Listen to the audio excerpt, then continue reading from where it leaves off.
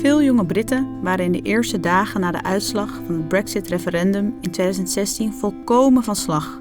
De meerderheid van hun landgenoten had voor Leave gestemd, voor vertrek uit de Europese Unie. Toch waren de meeste jongeren voor Remain. Ze wilden juist bij Europa blijven horen. Maar een groot deel van hen was te jong om te stemmen en zij die wel oud genoeg waren, hadden vaak de moeite niet genomen om naar de stembus te gaan. Ze hadden namelijk nooit verwacht dat de uitslag negatief voor hen zou uitpakken, of dat hun stem enig verschil kon maken. De verslagenheid onder de jongeren was dan ook groot. Hun hoop voor een toekomst binnen de Europese Unie werd op 23 juni 2016 de bodem ingeslagen. Hoe had dit kunnen gebeuren? Scenario-schrijver James Graham worstelde met diezelfde vraag na het referendum. Om te begrijpen wat er was gebeurd, ging hij op onderzoek uit. Wat hij ontdekte, verwerkte hij in het scenario voor de speelfilm Brexit, The Uncivil War. Deze film focust op de strategie van het campagneteam van Leave. Het team dus dat wilde dat het Verenigd Koninkrijk uit de EU zou stappen. Het bleek een strategie die geraffineerd gebruik maakte van nieuwe media. Heel slim, maar daardoor ook behoorlijk beangstigend. Most people don't really know how campaigns work. Most people don't understand how a policy gets filtered through a message and then that is communicated to us. I don't really understand that. So when I started writing it, I just realized my country has changed because of this referendum, but I don't know how you run a referendum in a modern society. And obviously one of the biggest elements of that, I think, that is how much technology is changing the way that we receive information and how it's affecting our behavior. These social media platforms know what questions we're asking, what keeps us awake at night, when we sleep, where we go, who we go there with. And therefore the system can make predictions. It does. And I think we all know basic things. I know that if I look up if I consider buying a sofa from a shop, that an advert will follow me around the internet. Most people know roughly how cookies and information trails work. What I don't think people understood was how my referendum was going to be different to your referendum. So your timeline was slightly different to your friends, your moms, and so on. And our software can test how effective certain ads are on certain people in terms of liking, clicking, sharing, and then learn how to adapt them, to improve them in real time. In real time? Mm-hmm. Social media platforms are designed to find like-minded people better than people can. Our system will locate and target people that no campaign has ever targeted before. People who don't and have never voted. Anti-establishment, angry, your people. Dominic, we have already started to find them. 3 million extra votes. Fuck off. All of them yours, that the other side have no idea exist.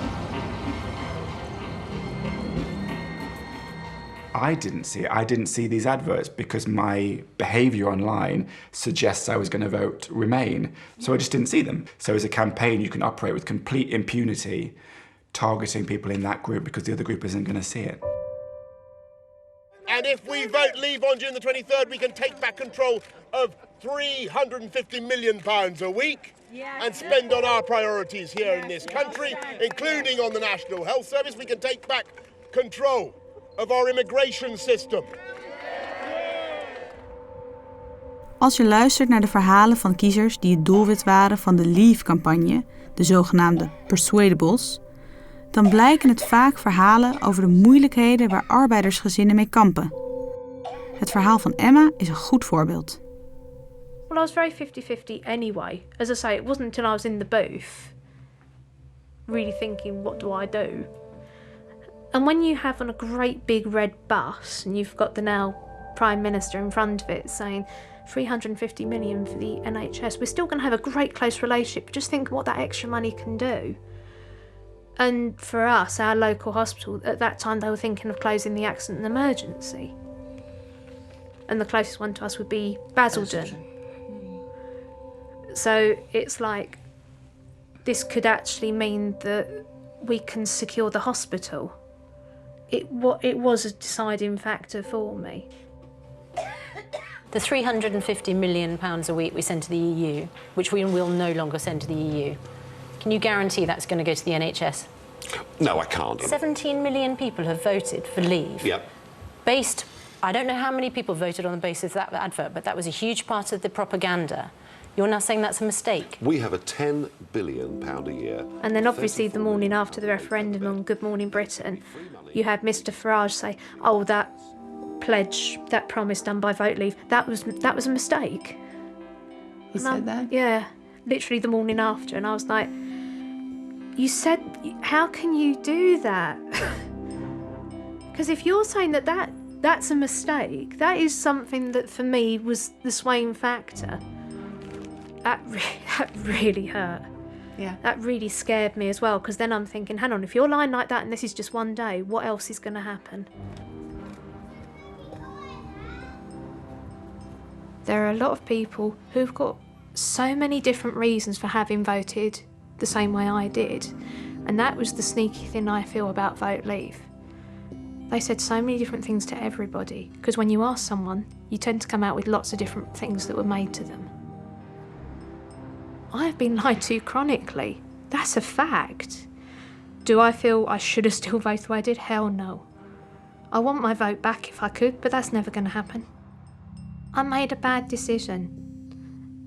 Sadly based on a lot of lies told by some very clever people. Anyone under the age of 21 probably looks at Britain and its systems and wants to burn it all down. Not in a dissimilar way to Dominic Cummings. Their motivations may be different. They may want a progressive, tolerant, liberal society that is the antithesis to what the ultra-right conservatives want. But everybody wants change. Nobody thinks this is good. No one thinks Britain is working. I'm yet to find any inspiring leader on the left or right that has a positive vision for what it might be.